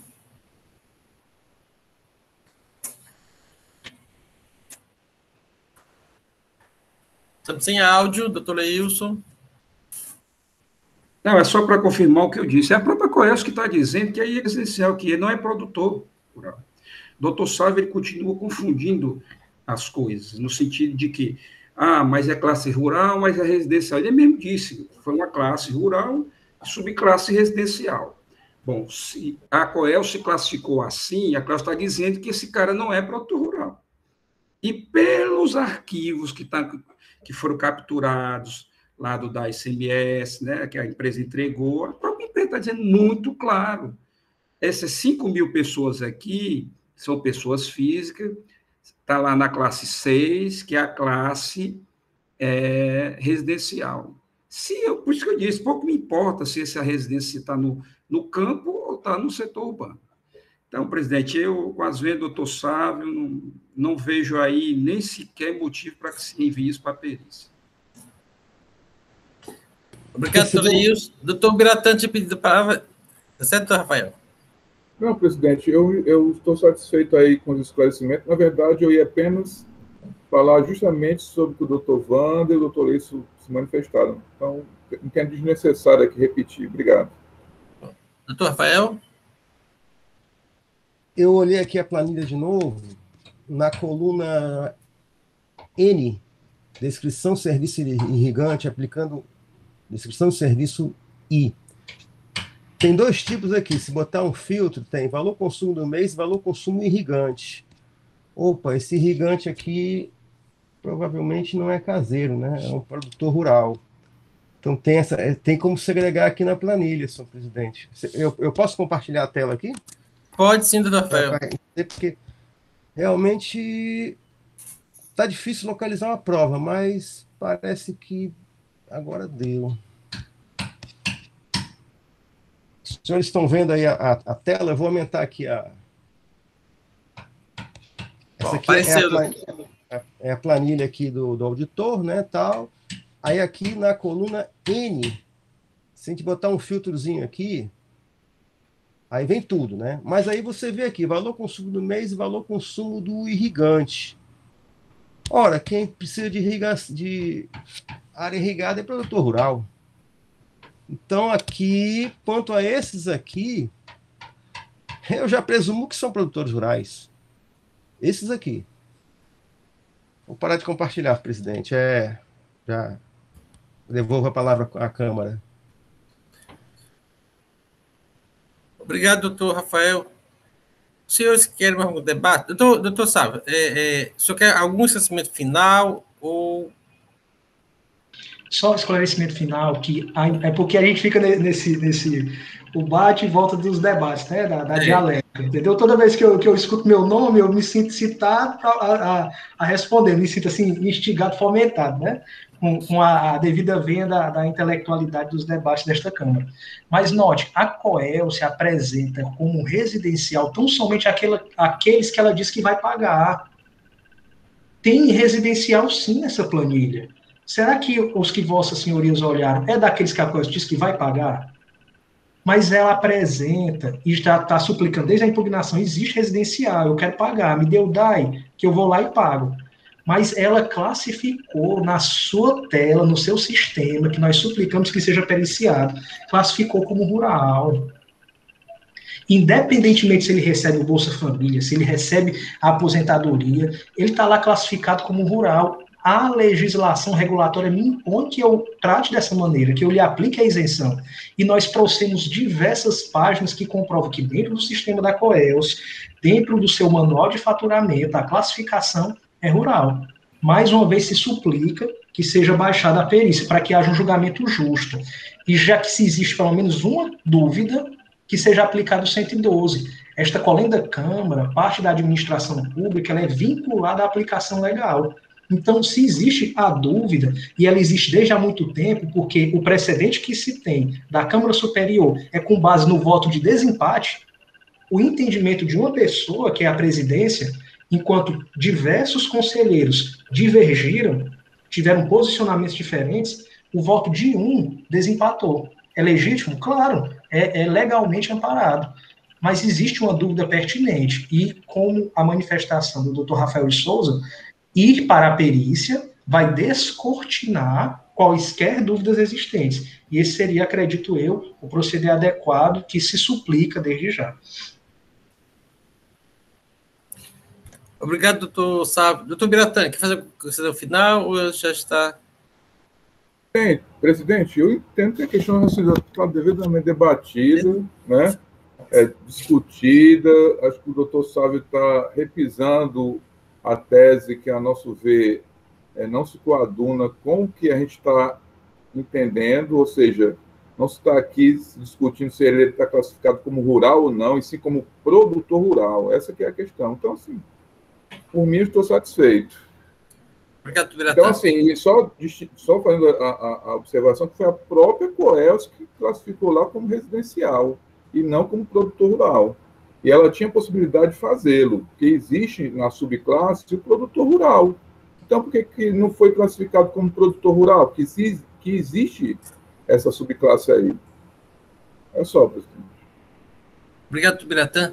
Então, senhores, o debate foi bastante rico, bastante esclarecedor. As teses estão postas aqui na Câmara. Vou colher o voto. Doutor Henrique? Presidente, deixa eu só tentar finalizar aqui para ver se eu posso ajudar um pouquinho aqui nos debates, tá certo? Pois não. Até trazer aqui a experiência própria aqui de neófito aqui na produção rural, né? Como uma pessoa que gosta dessa atividade também, mais por lazer, né? Eu tenho um sítiozinho lá pelo lado do Aracati que produz o caju irrigado e tal. E eu estava até pegando aqui minhas contas, né? Eu tenho duas contas. Eu tenho uma conta do residencial rural e tenho uma conta do residencial irrigante. Para eu poder ter a irrigação que eu tenho lá, a Coelce me exigiu que eu tivesse uma só para residência e uma para atividade de produtor rural. Então, nas duas contas, todos os dois são rurais, como o doutor Birá também colocou, o doutor Sávio também. Só que a residencial rural é uma coisa, que é a casinha lá do caseiro, que ele mora lá e tem a casinha dele. A atividade de irrigação é separada, é com a conta de produção rural, né? Então, aqui, como estou falando, como pessoa física, que exerce uma atividade aqui mais por lazer, mas que tem duas contas separadas, e a Coelce faz isso muito bem. Na hora que você pede um medidor para fazer irrigação com essa tarifa de rural irrigante, ela exige 2 medidores. Então, a pessoa recebe duas contas, a da residência e a da parte de produção rural, como pessoa física mesmo, né? Então, assim, eu aqui, só para tentar colaborar com a discussão que já foi colocada, né? Eu acho que já está bem debatido o assunto, mas a residência rural é uma coisa, e a produção rural é outra. E a Coelce faz essa distinção já há muito tempo, né? Você pede um medidor para ter uma tarifa especial como produtor, você tem que ter as duas medições, né, para fazer isso. E a residência, não. Todo mundo que reside na zona rural, ela tem lá realmente como residência rural, né? Todos são rurais, só que um é residência e o outro é produtor. Vou passar. Seria só essa aqui, não sei se aumentou a dúvida ou melhorou aí a discussão. Obrigado, doutor Henrique. Dando seguimento aqui, doutor Wander pediu a palavra. Senhor presidente, então, tomando esse gancho do doutor Henrique, isso corrobora o que o doutor Rafael comentou na planilha. Até porque eu fui verificar, são os mesmos CPFs. Ele numa linha ele é valor do consumo mês e na outra linha ele é valor do consumo irrigante. Então, se o doutor Henrique... Que ele, na pessoa física, na casa do caseiro, ele é rural, mas ele não é produtor. No irrigante, ele é pessoa física produtor. Não é isso, doutor Henrique? Doutor Wanda, mas a conta, eu estou até com elas aqui, irmão, tá certo? Uma diz assim, rural irrigante, que não é residência, e a outra é rural residencial. Então, na hora que eu coloco rural residencial, eu estou pegando só a casa do caseiro. Eu acho que foi o que o pessoal colocou aí nos autos, entendeu? Por isso que eu não estava, assim, não estou vendo dúvida em relação a isso. E o que a dúvida que me colocou agora é o que seria, então, o residencial irrigante. Não existe residencial irrigante, não. Então há um equívoco há um equívoco na planilha, não estou dizendo que é do fiscal, não, mas há um equívoco na classificação, então, no sistema. Porque na planilha todos são residenciais, isso é fato. E o código, ora é consumo mês, ora é consumo irrigante. Assim, são duas medições diferentes, como eu estou colocando para o senhor, né? Mas o cadastro, o rural residencial é um cadastro, tem uma inscrição separada, e o cadastro irrigante tem uma inscrição que aí ele não é classificado como residencial, ele é rural e irrigante. A classificação dele é rural e irrigante, não residencial. E, pelo que eu entendi, o auto só puxou quem era residencial.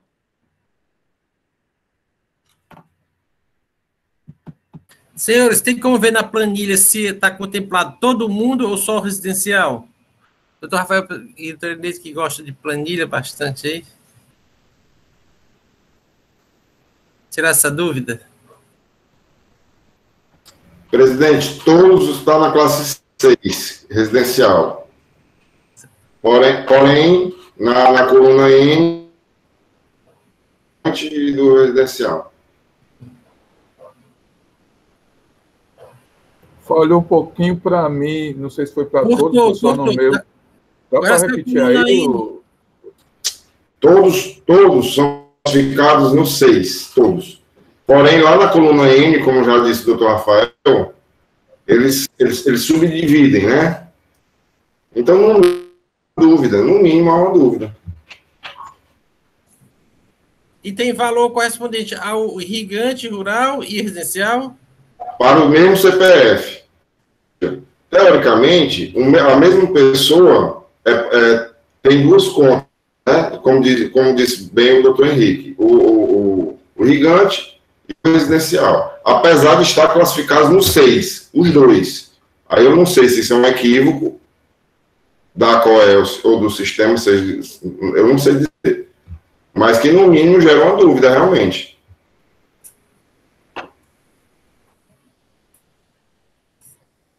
Senhores, vocês estão aptos a votar? Ou alguém quer pedir vista para se debruçar sobre essas operações, abrir esses arquivos, fazer uma pesquisa mais aprofundada, se for o caso?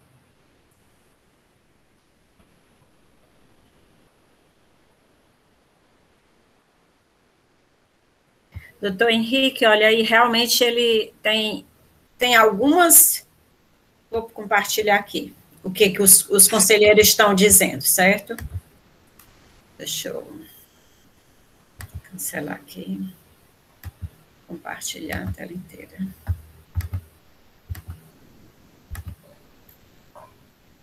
Os senhores estão vendo aí a planilha? Sim, apareceu, doutor Elileide. Pode falar. Deixa eu ver aqui. Deixa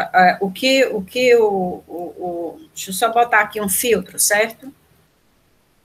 O que o doutor Marcos e o doutor Wander estão dizendo aí, deixa eu ir até terminar aqui, só um instante, autofiltro, que na coluna N, que seria essa daqui, deixa eu chegar na N, a gente visualiza valor consumo mês e valor consumo irrigante.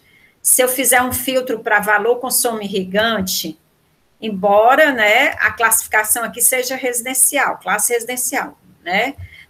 Aqui está como descrição do serviço, certo? Não é é a descrição do serviço, seria um valor de consumo irrigante. Nós temos essas notas aqui, essas daqui que seriam irrigantes. Você vai vendo aqui o filtro, né? sei se vocês estão conseguindo visualizar, senhores. Estou vendo aqui perfeitamente. Está vendo? Sim, doutora Neide, sim. Tá bom. Então assim... Neide, totaliza lá embaixo. Será que eu estou totalizando aqui? Totalizar com o filtro ou sem o filtro? Com o que está aí? A minha dúvida era essa, doutor Leilson, era se isso estaria dentro dos 333 mil, não é isso? Perfeitamente, era a minha dúvida também. Aqui tem 576.923, certo? Anota aí esse valor. 576.923, irrigante. Deixa eu tirar o filtro e botar só o outro. N.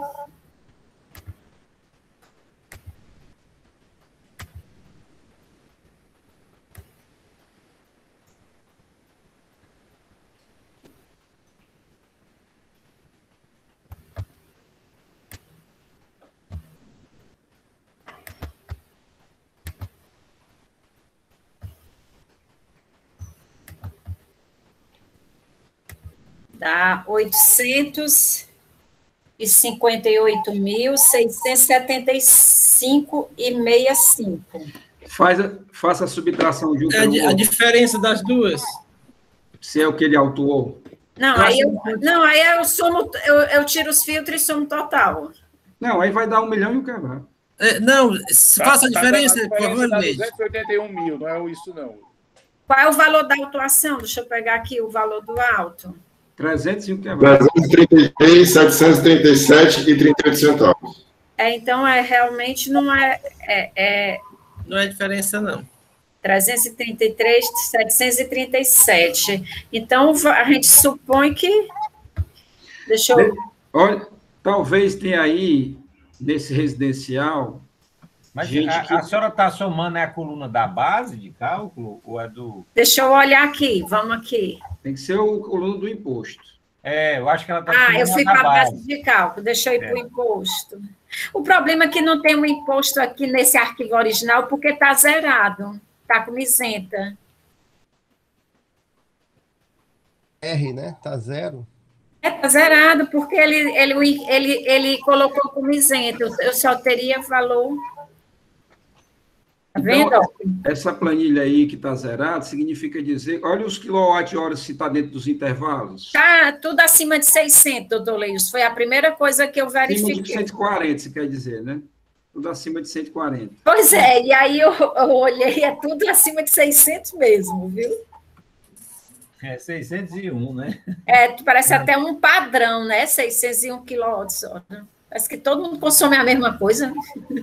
Está zerada aí porque a empresa entende que não tinha incidência. Pois porque não tinha, porque tinha incidência. O auditor fiscal está cobrando, tá entendendo? Mas se a gente pegasse as bases, dava para comparar com a outra planilha. Tá aqui a planilha dele. É porque é o seguinte, ele pegou no mês, para você pegar a parte da tributação, a planilha da tributação, 854 mil.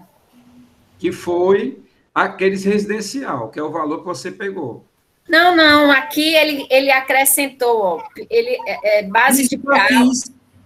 Deve ter sido aquele, porque, base de caos sem ICMS e PIS/COFINS. Aí atribuiu, aí deu o ICMS, Não foi só o residencial. Não bateu, não. Deu só aproximado, mas não bateu. Mas é porque pode... Eu tô fazendo um filtro aqui bem apressado, né? Tá. Tá entendendo? Então, ele trabalhou só com a residencial. Ele tirou, se os senhores olharem, já foi tirada essa parte de 576 mil.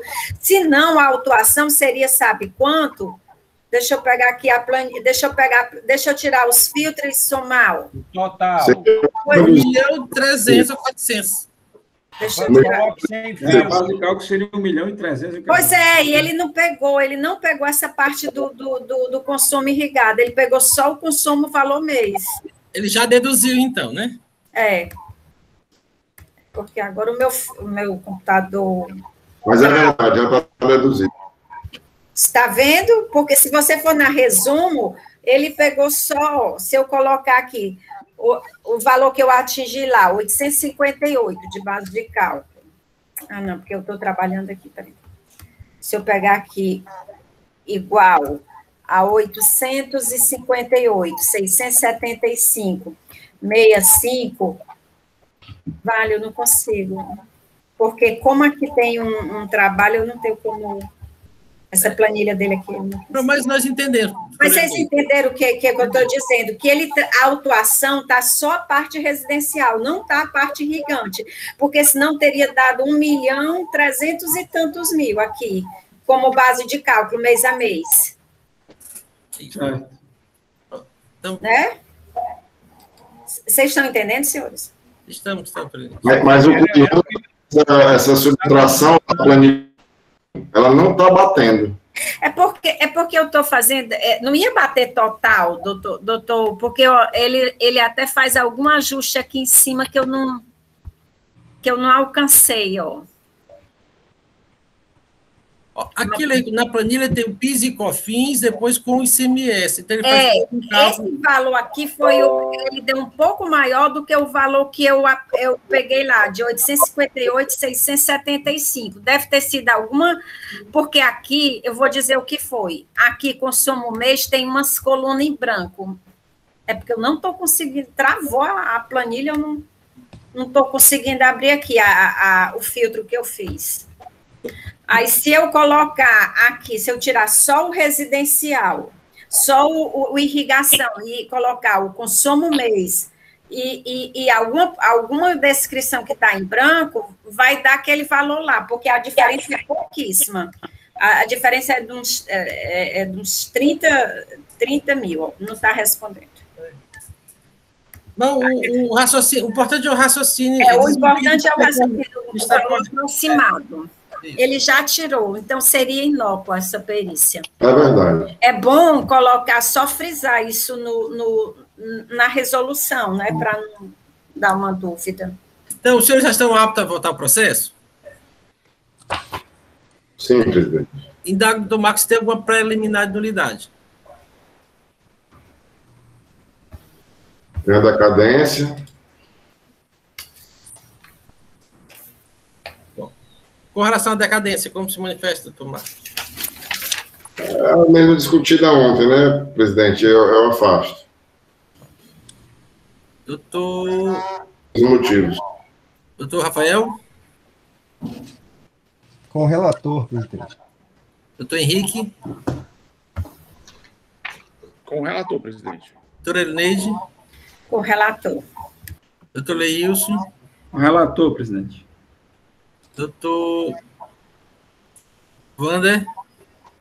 Acompanha o relator, senhor presidente, afasta a preliminar. Então, por votação unânime, afastada a decadência suscitada pela parte. Presidente, a multa. Por todo.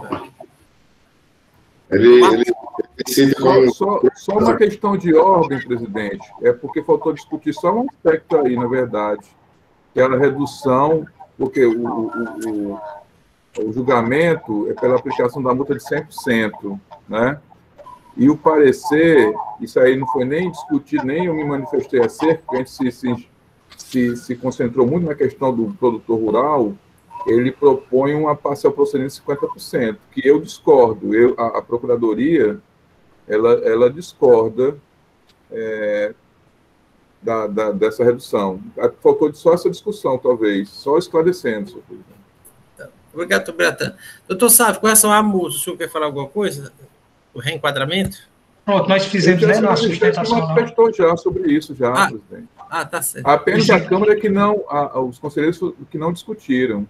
Bom, mas o doutor Sávio se manifestou. Obrigado, perdão, acho que eu me perdi um pouco aqui. Então, com relação tem mais uma preliminar de nulidade, doutor Marcos? Não. A perícia, com essa perícia? Eu afasto achando que realmente foi, não restou nenhuma dúvida, então eu afasto. Doutor Rafael? Eu acho que deve ir para a perícia para verificar se esses contribuintes citados na coluna A, aqui eles têm algum cadastro no Sintegra como produtor rural, em algum dos quinais compatíveis com produção rural. Doutor Henrique? Acompanho o relator, senhor presidente. Doutora Elineide?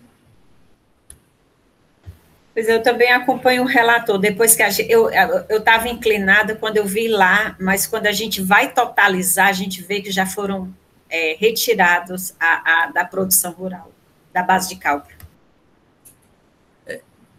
Doutor Leilson? Com o relator.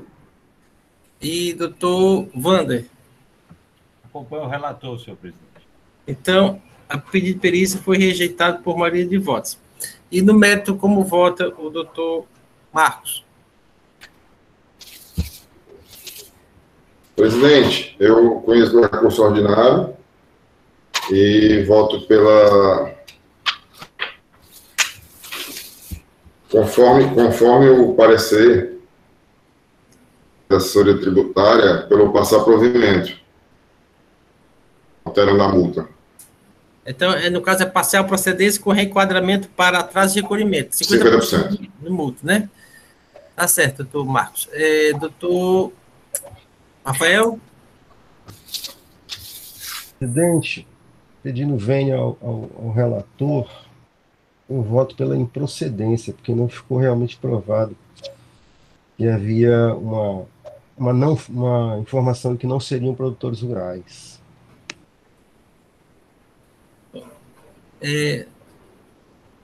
Tá certo, Rafael. Seguindo aqui, doutor Henrique.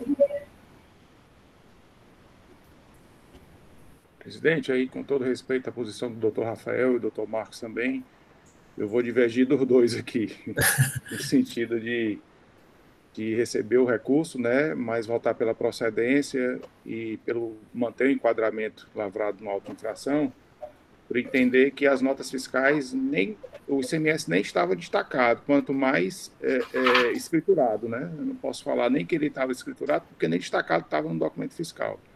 Então, não vejo como enquadrar naquela penalidade de atraso de recolhimento, não. Então, mantenho o que foi colocado no auto-infração. Doutora Elineide? Com o primeiro divergente. Qual deles? Tem dois divergentes. Desculpa, com o doutor Henrique. Rafael. Doutor Henrique. Doutor Henrique, tá certo. Doutor Leilson? Presidente, esse também é meu entendimento aqui, né? Se não houve recolhimento do imposto, por razão de um entendimento qualquer da empresa, não há que se falar em atraso, né? Não teve nem destaque do imposto, então eu sigo o doutor Henrique. E doutor Wander? Senhor presidente, pedindo vênia ao nobre conselheiro relator e ao nobre conselheiro Rafael, eu voto com a divergência do doutor Henrique em respeito aos meus votos em relação à questão da penalidade, né? A questão aí não é realmente de atraso, porque não havia sequer escrituração e destaque escrituração do imposto. É como voto, com o senhor Henrique, com o doutor Henrique. Obrigado, doutor Wander. Então, colhidos os votos, afastadas preliminares citadas pela parte, no método, o processo foi julgado procedente conforme manifestação oral do representante da outra PGE. Esta é a decisão para este processo. Quero agradecer ao doutor Sávio pela participação. Então, bom dia. Querendo, pode permanecer conosco. Bom dia a todos, viu? Foi um prazer estarmos juntos, né? Nos estimulando ao raciocínio, né? Ao pensar, ao transformar tudo isso em palavras, né? Que é sempre um grande desafio, especialmente diante de grandes operadores do direito, como são vossas senhorias, tá bom? É sempre um prazer, tá certo? E nos vemos em breve, né? Sobre esse tema. Sim, com certeza. Até mais. Obrigado, doutor Sávio. Senhores, vou dar um intervalo de 10 minutos, 10h25, 10h35, voltamos. Resistar aqui a... Presidente. Passa para o doutor Henrique, não é isso? O designado doutor Henrique tem de ter voto divergente e vencedor. Doutora Lúcia Muniz está conosco aqui, bem quietinha, a presença dela aqui, não tinha falado antes, porque estava nesse debate, aqui interrompeu um pouco o debate. Presidente. Sim, doutor Marcos. Porque devido à instabilidade aqui realmente da internet, eu perdi os últimos votos. Como é que foi concluído? Foi 4 pela procedência, 1 pela parcial procedência, que foi o do senhor, e um pela improcedência, que foi o doutor Rafael. Foi 4-1-1, foi por maioria, e o doutor Henrique ficou designado para relatar o processo. Ok, obrigado. E voto. Fazia tempo que eu não vi um processo assim, com tantos votos diferentes. Pronto. Silvana, para interromper um pouquinho a gravação e voltamos daqui a pouco. Vai dar o intervalo agora, vai parar a gravação.